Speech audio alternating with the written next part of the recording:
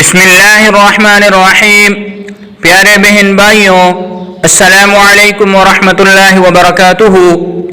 آج اس ویڈیو میں بات کریں گے خواب میں پنجرہ دیکھنے کے حوالے سے۔ خواب میں پنجرہ دیکھنے کی مختلف صورتیں اور مختلف تعبیریں ہیں۔ اگر آپ ان تمام صورتوں اور ان کی تعبیرات کو جاننا چاہتے ہیں تو اس ویڈیو کو آخر تک دیکھ لیجئے۔ چینل پر نئے ہیں تو سبسکرائب کیجئے۔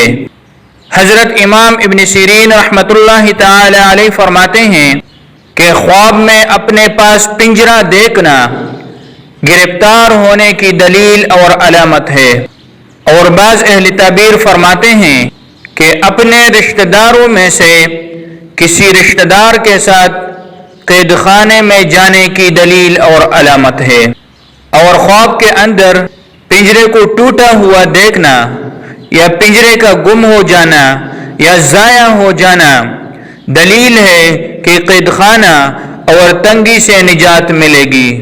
حضرت ابن اسماعیل رحمۃ اللہ تعالی علیہ فرماتے ہیں کہ خواب میں پنجرہ خریدنا اپنے گھر کے لیے خادمہ اور نوکر رکھنے کی دلیل اور علامت ہے، اور خواب کے اندر اپنا سر پنجرے کے اندر داخل کر دینا اپنے گھر کو بیچنے کی دلیل اور علامت ہے، اور یا معاملات کے الجھنے کی دلیل اور علامت ہے۔